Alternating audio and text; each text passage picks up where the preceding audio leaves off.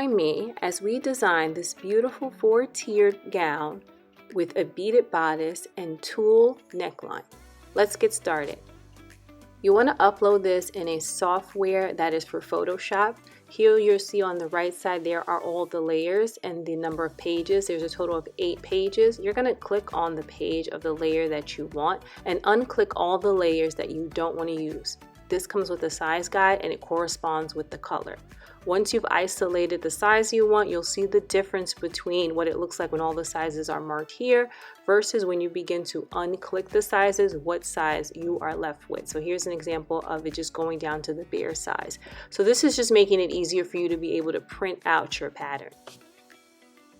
For the sake of this tutorial, I have just printed out all of the sizes so you guys have an idea of what this looks like. Again, the previous slide I was just showing you what it looks like if you didn't want to end up with all these sizes and you just wanted to isolate it. It's also fine if you just cut your size. Above you'll see that I have what is used as the test scale, basically making sure that you're printing according to scale. Here I'm also outlining the pieces that come with this. We have a waistband, we have 4 layers of ruffles and they come in different sizes, so be careful of that. I've marked each of them, and also the skirt pattern itself. This pattern actually has a 2-part. This is the skirt portion, and then we also have the corset portion. In your PDF download, you will get access to the corset pattern as well as the skirt pattern, so you don't have to go and purchase 2. It'll all come with this bundle. Now we want to move on to the supplies that you're going to need to create this design. Here you'll see that I've already drafted and created the corset pattern. So I'm just going to put that to the side and let you know what you're going to need. You can use either these pre-cut foam cups or you can create your own. You'll see that in the corset instruction that I use also this bra foam for that corset tutorial, but you can always use pre-cut cups as well. We have boning. Depending on how much strength you need, you can use a normal plastic boning. You also have access to metal and the spiral metal boning. Here is the channeling that we're going to use for the underwire. I prefer to match the skin tone. You can have it whatever color you want it to be, but I prefer to match the skin tone. Okay, then we also have this type of mesh. This isn't necessarily corset mesh, but it's just the mesh I had laying around and I feel comfortable using it. You might want to use this right here, which is the standard corset mesh. It's a little bit more sturdy. It has a lot more firmness to it and probably a lot easier to work with, and that definitely comes in different colors, and I will link the shop that I got this from in the description as well. Okay, so the next thing we want to go to now is the actual fabric. So here you'll see that I'm going to use satin for mine. I recommend this pattern with either satin or you can use taffeta, just a stiff, strong fabric. I also have some beading that you're going to use for the bodice. And then we also have tulle, lots and lots of tulle. You can also use organza, chiffon. I just chose tulle because of the color, and also I really didn't want to have to finish the ends, as you will have to do if you're going to use any other material. You're also going to have to finish the ends.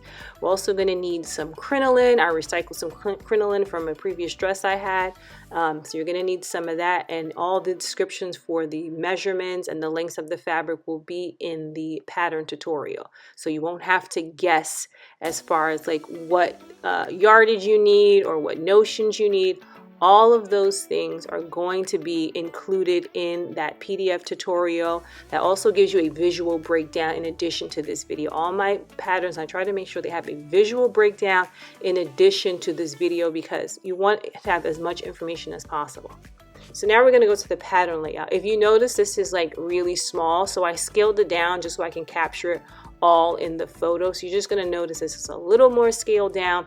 This is not how your pattern is going to look on fabric because obviously these pieces are enormous and they're going to take up quite a bit more space. But I just wanted you to have an idea that this is supposed to be on the fold line. You want to make sure you're paying attention to those grain lines so that your fabric lays properly. Again, this is not what it's going to look like when it's on the actual fabric, depending on your width and length. But this at least allows you to see like what this looks laid out. And I also haven't included the ruffles, which goes on a separate tulle fabric, but you'll see that soon. So this is what my pattern looks like. I mean, my corset, this is what it looks like. And I just have it here with my illusion mesh. And again, Follow the corset tutorial and it tells you exactly how to put this together. I decided to use pink because my dress is going to be pink, and that is going to be the material that you're going to actually see. The rest of this you're not really going to see. It's going to be more so in the inside of the dress. But yeah, this is what you're going to follow the corset tutorial for. You can do this at the beginning of your skirt project. You can do this first. You can do it last. It's totally up to you. I just want to let you know that that is going to be in the PDF tutorial for just the corset. Once you've cut out all your pieces, you're going to go now and just sew all those pieces together, and that's going to be the lining as well as the main fabric. This is what it looks like. This is the main fabric as well as the lining, just so you have an idea of what this looks like and how everything looks when it is sewn together. Okay, there is going to be a 1/2 inch seam allowance for all the seams, so you don't have a lot to work with if you make a mistake. So I recommend always doing a muslin mock-up of your design. That way you give yourself some grace for any mistakes you may make. Now we're going to go on to the crinoline. So here I bought this crinoline from Amazon. I found it in this red and I found it in a white. So this is a little different from the normal netting. This is stiffer. It has a lot more body to it, and it comes in like a bolt, so it comes in long form. So in order to get the strips we need, I'm going to show you guys how to cut it shortly, but this is just a type of crinoline. And I will say, when you're working with this, be very careful because it is scratchy and it will cut up your skin and give you like tiny little pricks of skin that you'll only notice when you start to like wash your hands or something. Okay, so now I have the lining. And what I'm going to do is prepare my lining so that I can put my crinoline on it. So I usually I'm going to measure up 10 inches from the hem of my lining. So about 10 and a half, I'm going to measure up, and I'm just going to create a mark line. So I'm going to take my chalk that it usually dissolves over time, or you can use a water soluble marker, and I'm going to go and just I'm going to mark around that hem 10 inches up, and I'm going to do that around the circumference of the dress. So the entirety of the dress, I'm going to do that marking. Then I'm going to walk up from that line that you see that I made here, and I'm going to do it all over again from 10 inches. Okay, so now this is me preparing that crinoline so that I can create those strips that I'm going to use to create my own internal petticoat on the lining. So here you just see me prepping it, laying it out, showing you what it looks like, giving you some ideas of the length of this and about how far it goes, because we're going to be creating like continuous strips. So you want to make sure that you're measuring up from that 10-inch marker. So I folded it in half so it's a little bit easier to do my cutting and my marking. So you see that I folded it quite a few times, and you're also going to see that I have it fully out as far as the length and the width. So all I'm doing is now taking that same ruler and I'm marking up from the bottom 10 inches. You see that I created this sort of marking here. So once I have that marking, I'm going to measure an additional 10 inches from that line. And I'm going to do that until I get all the way to the very top. So I'm going to have just like a series of markings going up until I hit the very top of the end of the fabric. So you're going to see that I'm creating that marking, and I'm just going to go 10 inches.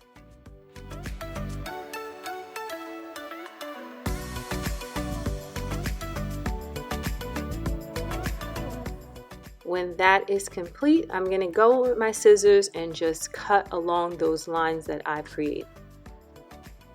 So this is what it looks like. We're going to have continuous strips of the crinoline cut out that I'm going to have to go in and sew them together so that it creates a continuous strip. So I'm just taking out my pin here. Always like to keep things nice and even as I'm working, nice and neat. So yep, I'm going to take the edge of that and attach it right there at the edge to an additional piece of the crinoline, because I want to create about 25 to 30 yards per row of this continuous strip that I'm going to have to go in and gather on the sewing machine. Okay, so now we head over to our sewing machine, And after we've connected all the pieces together for that continuous strip, we're going to now do a gathering stitch, which is about 0.5, and we're going to sew the entire thing. Okay, so this is what it looks like when I've taken the markings that I made on the lining and the crinoline pieces that I created, and I put them on the actual lining itself. So here you just see a brief illustration of what those markings look like for adding the petticoat to the lining. And these are the end results. So this so far is hand basted. I do hand basting before I go in and machine sew just to make sure everything is accurate. It is a little bit more tedious, but it also makes sure that everything comes out as it should. So this is what it looks like when my crinoline is attached to my lining. Okay, so here is what the dress looks like with the satin fabric placed on top of it. And it doesn't look that full just yet, but you can sort of see it come together where there's more fullness in the skirt as we begin to see things come together. So this is what it looks like. Now it's time for us to add the crinoline to the skirt. So you can see here I have crinoline. It's white. It's about 4 inches in width and about, I believe, 10 to 15 yards you need in total. We're going to add that to the bottom of this dress. So if you've never seen how to put on horsehair braid, or if you haven't watched any of my previous videos on how to do this, I'm going to show you guys one more time how we add horsehair braid to a gown hem. So we want to get down there and we want to put the horsehair braid on the very edge of the right side of the hem. So it's the right side, it's the shinier side if you're using a shinier fabric, and it's right there on the right side. I go in there and I just pin everything down. I'm a big fan of pinning things down and hand basting it before you actually go in and machine sew it.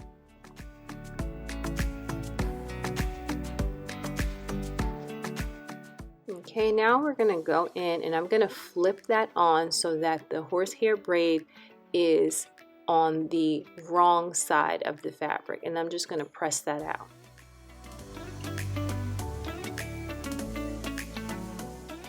Now I'm going to go in and pin that horsehair braid down after it's been flipped over. Some people like to go in and edge stitch that right at the bottom where you see it's folded. I like a little bit of fluff to mine, so I don't want it to be that flattened, so I just go in and fold it after pressing without adding an additional stitch line. So I go along there and I pin it, and then I sew along that edge right at the very top of that edge over there. I just go ahead and machine sew. I also hand base first and then I go and machine sew.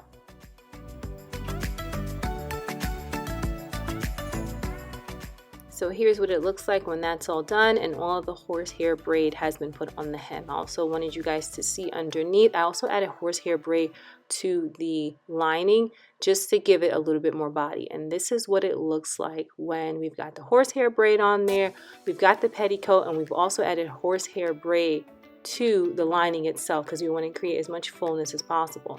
Now if you want more body than this, and I know we haven't put on the layers yet, but if you want more body, you can always add in an A-line petticoat that you can purchase on Amazon if you want like a lot of body.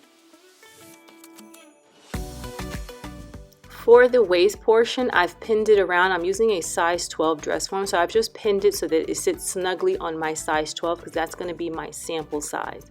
You're going to have to do some pinching and gathering to make sure that it sits properly on the waist. I did not create notch marks on the pattern for this cinching and gathering because I want it to be a little bit more free and fluid for the person that's going to be wearing it. So here is all the tulle. I decided to use these different colors of tulle because I wanted to create like a gradient effect. You can totally go with one solid color. You can do whatever it is you want to do. I decided to go with tulle because that's the kind of look that I want to create. Again, you're going to need a lot of tulle. I would say about 100 yards altogether, maybe even more than that, to get this look. So here we have the first ruffle, which is labeled Ruffle 1. It says here to cut 5, but you might have to cut more. I realized because I was using like a transparent tulle that I was going to have to cut a lot more than just 5. I always recommend doing at least some sort of testing to see how much fullness you're going to get. So you're just going to lay it out. What I do is I lay it out, and I cut out the entire thing all around.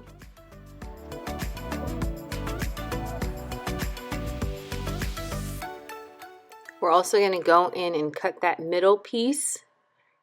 Make sure you save that piece for later. Don't discard these circle pieces because you're going to be able to use them for the design of your bodice. So make sure you save all of those little circle pieces. So now we have the bottom portion of your ruffle here, and you're going to go in and open up every single layer of that bottom ruffle. So I cut on the fold, so I'm going to just open up those fold lines on every single layer.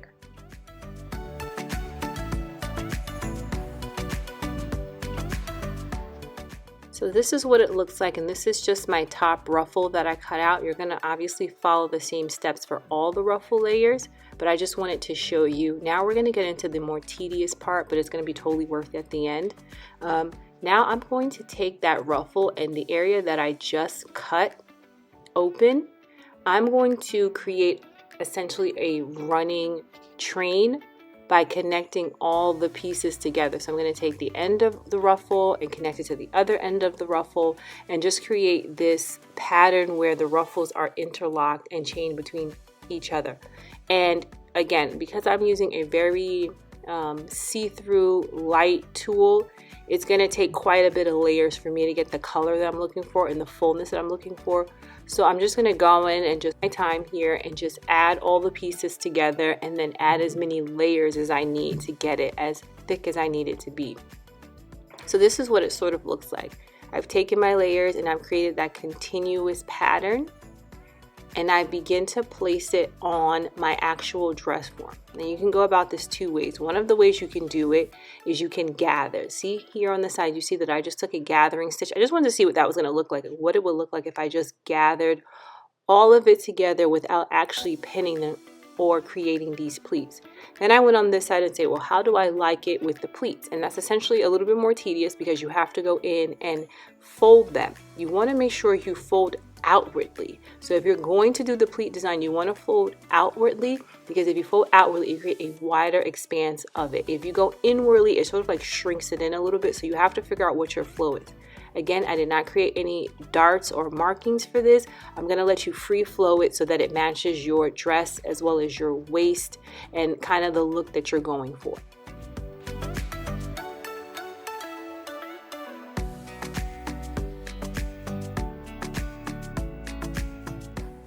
Okay, as I said, for my piece, because I'm using a very sheer tool, I had to actually double the layers, triple the layers, so that it was a little bit more fuller and you were able to see the color. So that required me to actually sew them together before applying them to my waist.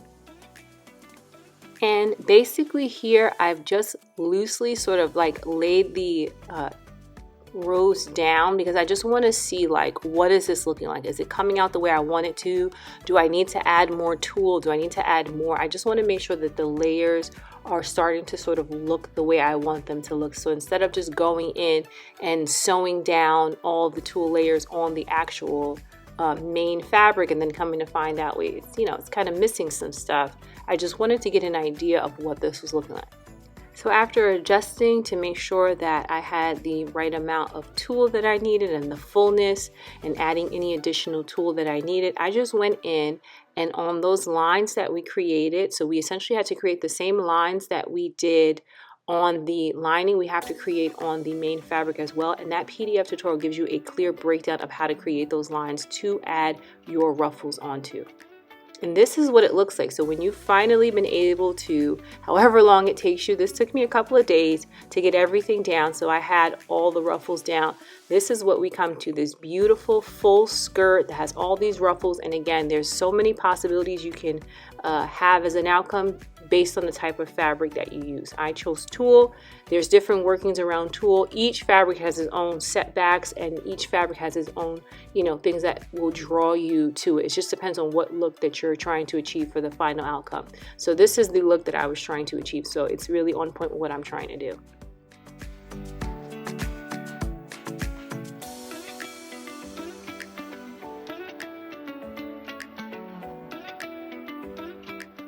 So this portion of the tutorial is basically for anybody that was just looking to do only the skirt portion and you wanted to have a waistband. You can either use fusible stiff or non-fusible fabric, stiff as well, just so it has some structure. And you're just gonna place that behind the actual fabric of your waistband after it's cut. And you're going to, and again, the PDF gives you a really good breakdown of this. You're just going to sew those together, raw edges to raw edges. So that bottom part is going to go to the raw edge of your waistband, and you're going to sew it together right there at those edges. I'm just trying to give you an idea. So that's going to go right along here, that raw edge, mostly where it says ruffle and the arrow's pointing down. You're going to just attach that there. So I'm trying to demonstrate it here. Again, just giving you an idea only because I'm not going to be creating a waistband, but I just want to show you this is what it would look like. So you would pin that down and you would just sew that all around, making sure that your waistband is nice and interfused, and making sure you clip the ends so that when you're coming around those corners. Then you're going to fold that in half where you have the LC logo. And once you're done that, you're going to flip that over. You can either fold it up a 1/2 inch, or you can machine stitch it. So basically, once you get everything down, you can then go in with your sewing machine, and it kind of looks a little something like this, where you can go in and just top stitch it on the sewing machine, and then that'll just be the skirt portion, and maybe you just want to add a top to it or something like that. So I did leave that as an option for those who did not want to do the full bodice, and this is kind of what I'm trying to illustrate with that look. If you just wanted to have the waistband, you can see the ruffle skirt waist belt cut one, that's going to be the side that is going to be going toward the waist, and then the other portion of the LC is going to be facing more towards the body. So we are right back at our bodice, our corset, and now it's time for us to take that beaded fabric and drape it on top of that bodice and create a molded effect. So this is just me tossing it on there, and it's best if you have a dress form. If you do not have access to a dress form, this is still totally achievable. You can place it on a flat surface, and just making sure that the stretch of the fabric and the stretch of the actual corset, that they're flowing together. Obviously, when you're pulling them, you don't want fabrics to go one way and fabrics to go another way. So if you do this laying down, just make sure that you're pulling and stretching as you go to make sure that it covers the surface nicely, and leave yourself a little bit of seam allowance so that if you find that when you put it on, it's actually peeking out some of the actual corset, that you can go in and adjust that before everything is finalized. So this is just me going in and molding the actual beaded fabric to the dress. Some people might want to go in and cut this fabric at the same time they're cutting the corset. I didn't want any visible lines of the corset on the outside of my bodice. I wanted it to be all internal structure, and then the outside of the bodice to just be this beautiful beaded fabric. So you're just going to go in there and very just calmly, nice and easy, just mold that beaded fabric around the entire bodice of the corset, and you're going to do that to the front and the back.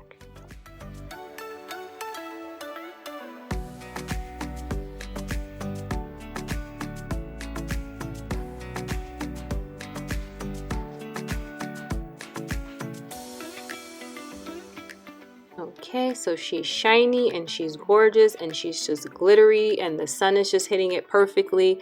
Now we're going to take that invisible thread, and this is probably another very tedious part, and the thread gets caught in the beading and it's a scream fest and everything else, but it's all worth it in the end. So after I go in and make sure the front and back of that is covered, I'm going to take my invisible thread and just secure the entire beaded fabric to the bodice.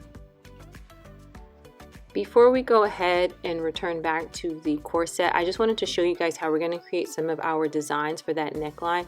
I have a tutorial called the flower petal tutorial, where I show you how to make fabric flowers.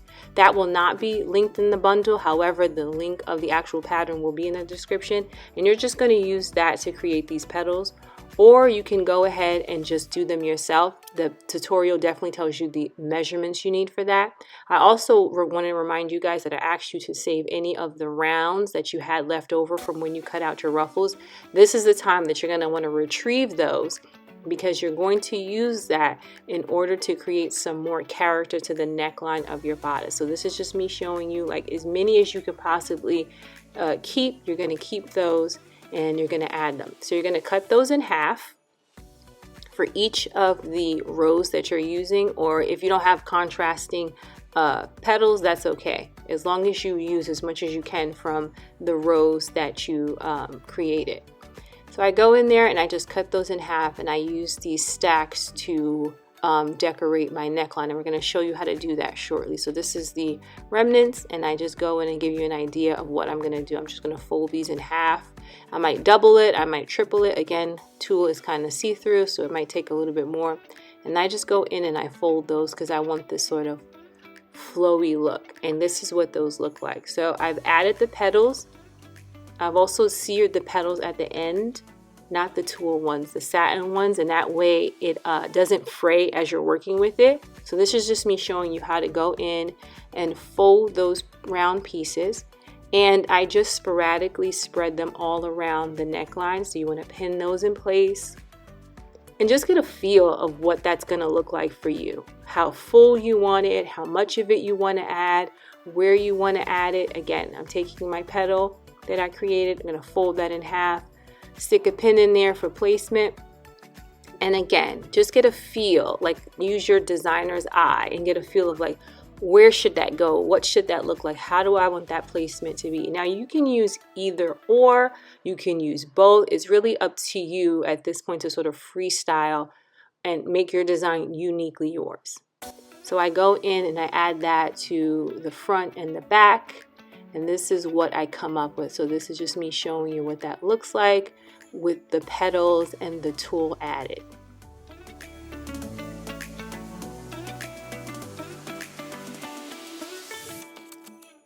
So now I'm just going in because I've added that tulle like straight down the center just so it's a little bit more defined. And I'm just going in and I'm creating a bit more shape and character so this doesn't just look like a ball of tulle stuck on a model's chest or the dress form's chest, that it actually looks intentional, it looks structured. So I'm just creating sort of these design lines where you can see that there is definitely some shape and intentional structure to it. So that's what I'm doing with my scissors. It is so fun and encouraging to see something that was in your brain start to take shape and start to see it actually coming together the way that your brain wanted it to come together. Again, the corset tutorial will tell you how to add those eyelets and to create the channeling that you need to have the lace-up back. But this is what it looks like when all those methods are put together. So I have my completed bodice and everything's put together, and I'm loving the way it looks both inside and out. And we're gonna go soon now and attach this to the actual skirt. So before we do that, I go in and I create sort of like my waistline, and I just take like a brightly colored fabric and I create just this line so I know where the waistline is going to go, and it's about a 1/2 inch to a 1 inch seam allowance for that. And I'm going to, if you're going to use beaded fabric, it's going to be like you have to alleviate some of these beads from that point because it's going to destroy your machine. So I go in there and I usually take a hammer and I crush those off screen. So now you see that I have my waistline here. I added in the zipper off screen. I added in the hook and eye. I'm not going to bore you with that. There's tons of videos on my channel that show you how to add in the zipper and that show you how to add in the hook and eye. So I'm not going to bore you with that. You also want to make sure you make a notch at the center of your waist so that way you make sure the front of the dress aligns with the front of that bodice so that everything has good symmetry. And all I've done is basically go in and pin those down. So I've used that basting line as a guide that's going to get removed later. And I just use it as a way to let me know, okay, I'm going to attach my waist to this. And when you're doing a corset, you want to make sure that the zipper end is about 1 inch away from the actual corset itself because you want to give there space to tie it up. So you don't want to make sure that those meet end to end because then it's going to look weird when you try to lace it up. So make sure that the corset panel is at least 1 inch away from the ending of the zipper. You're going to go in and all around, you're going to pin it along that basting stitch line, and then you're going to machine stitch it. So I want to make sure everything is clean, nice and neat. There are other ways you can go about this, but I decided to do a binding just so that this was nice and clean and it wasn't fraying and it didn't look, you know, just distasteful in the inside. So I go in there and I just pin it, taking that about 1 inch seam binding and I just pin it to that one side, and I hand sew because I want to create as many as little stitch lines as possible, but you can just pin it down and machine sew it straight across. It's totally up to you, but I decided to hand sew it on one side, flip it over, and then hand sew it to finish the other side. So that's just what that looks like. Just me going in there now and creating those final stitches to close off the binding of the inside of my dress.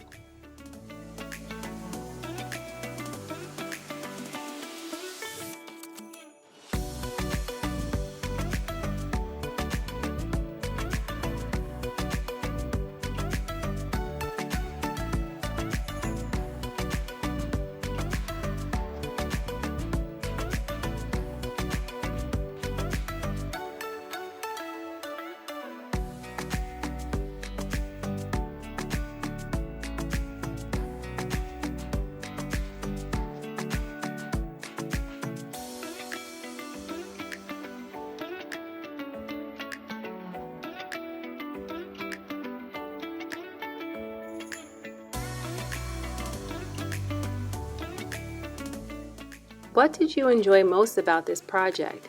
Let me know in the comments. Link to pattern and tutorial are available in the description. Thank you for watching. Please make sure you like, comment, and subscribe. Until next time, make like a lady.